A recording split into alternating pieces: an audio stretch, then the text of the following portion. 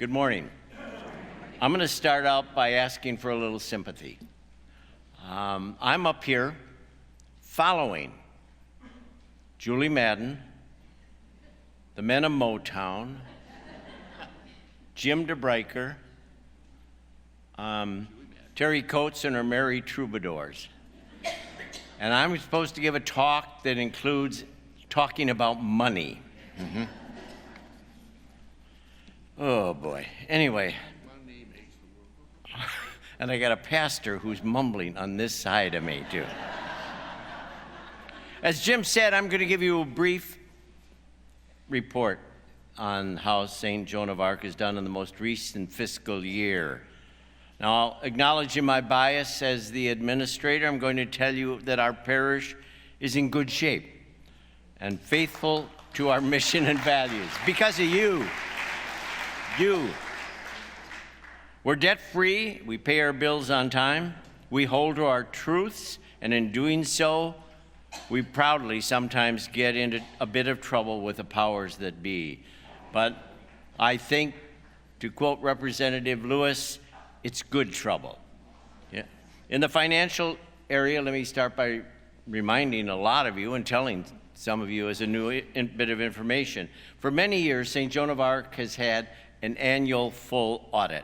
It's not something we're asked to do by the Archdiocese or required to do by canon law, but we do it so that you are aware that your money, your contributions are transparent and fully accountable in all proper channels.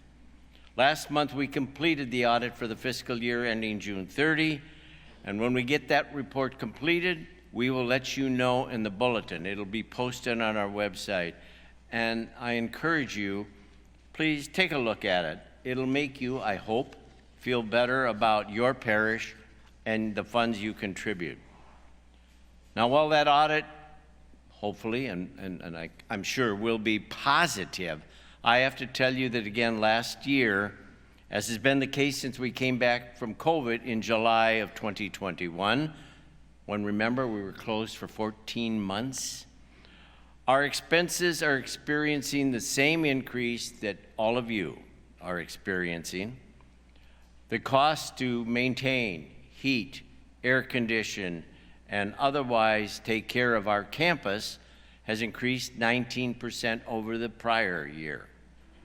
We also know that health insurance costs, overall insurance costs, are going to increase in 2025. Now, since COVID, our attendance has been less than before COVID. Before COVID, we were running about 1,800 people attending Mass on our campus any weekend. Right now, the most recent count we've taken, and it is the highest that it's been since COVID. We're running about 1,600 people for those same 6 Masses. Now, as you'd expect, the loss of 10% of our people attending has an impact on us. Those people not coming aren't bringing envelopes. In many cases, they're not continuing their APP contributions. So the net result is that considering those increases I talked to you about, fewer people, we had a shortfall last year and the year before.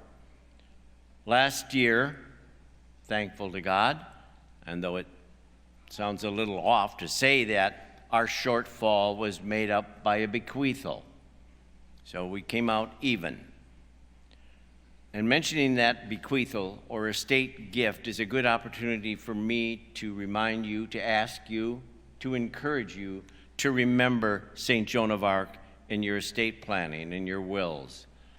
It is just an ideal way for you, even at that point, to carry on the message and the work of St. Joan of Arc. As our contributions are leveling off, our finance committee and our staff are spending a lot of time and a lot of energy to keep reviewing those costs on a monthly basis. But I'm here to tell you this morning that at no time, when we're looking at reductions, when we're looking at at saving money, do we do so at the detriment of our ministries and programs that continue to make your parish a vibrant, welcoming place, just as it was for all of us who came here for the first time, however long ago or however recent? And we want it, we hope, we pray, and your help, it'll happen, that it is the same church to visit for the curious and the seeker and the lonely and the hurt and the angry, or they're just curious in the years to come. We want it always to reverberate with, come, you're lonely. We welcome you wherever you are in your journey. Now, the vitality of this parish that you create is done so over the last 75 plus ministries that we offer here. They do awesome work. We do many, many things. We picket and pray in the cold and the heat. We pack food for children. We also provide warm clothing in cold months for those same children. We knit shawls for the sick. We provide baptism gowns for the little ones being baptized here. We help those through our care fund for those who are in need of help for rent, utilities, food.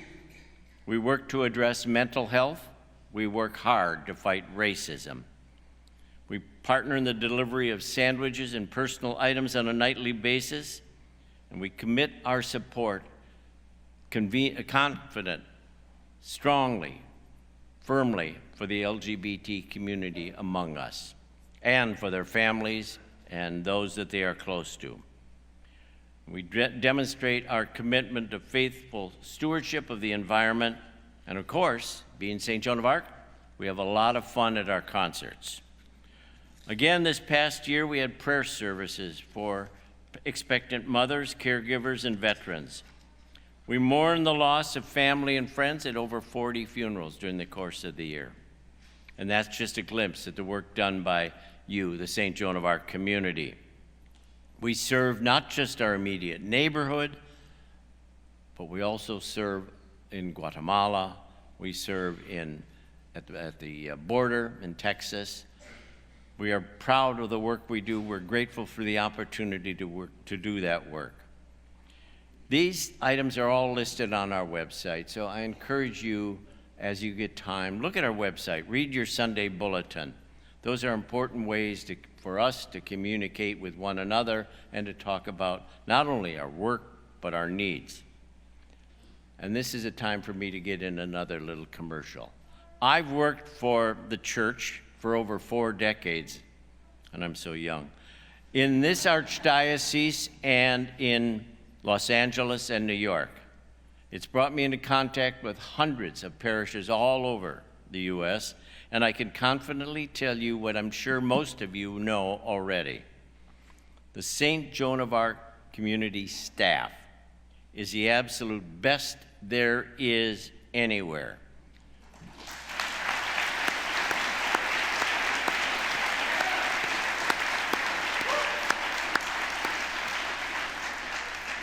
Their dedication to this parish, to their ministries, is fantastic.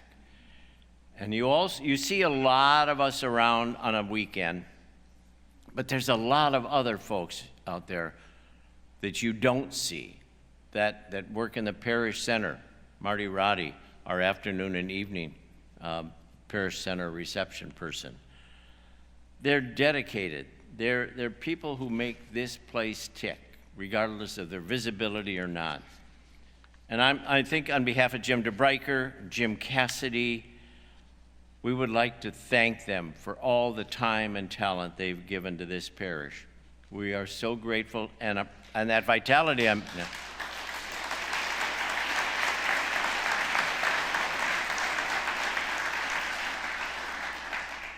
don't go too far overboard. We got to live with them after I get down here.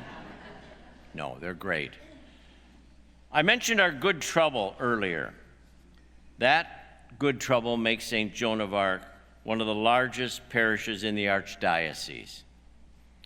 A lot of people like our coffee and cookie, apparently. We're 3,500 registered households. We're about 8,500 people. They come from Rochester, Zimbrota, Red Wing, River Falls, Wisconsin. And now, over the past 10 years or so, we've had a significant number of moves, and also, as I said earlier, we've had deaths. But despite those losses, and we remember each and every one of them, move or death, we have had a net gain of anywhere from 8 to 10 households every year, or every month, I'm sorry, representing over 100 people in the course of the year. We're staying strong. As I said earlier, we are very, very grateful for your generosity. But we have this continuing need. If those people are not attending, that were here before COVID, they're not bringing their envelopes, they're not bringing APP, or whatever their contribution is. So I'm here to ask you to consider, look at your contributions. See what you're giving by envelopes, APP, by charitable giving, by qualified distributions, and honestly ask, can I afford just even a little more? We're not asking for 10%. We're not asking for anything like that, though we'll take it. We're just asking you to look at that giving and see what you can do. We need that continuing financial help. We are a 70-year-old campus in some spots. We have ongoing needs, constant needs. In the next couple of years, we're probably going to have to put a new roof on the church. Now, you can imagine that is not going to be not only an easy task, it's going to be extremely expensive. We need to set aside the funds. We'll need to generate the extra funds to do that kind of work. You have been unfailingly generous through the years. And again, I say at the risk of being redundant, we are so grateful for that. We are so thankful. But we ask you to just look at your giving. Can you do more? If not, we totally understand. Now that I got to money, that's probably close to a good place to end.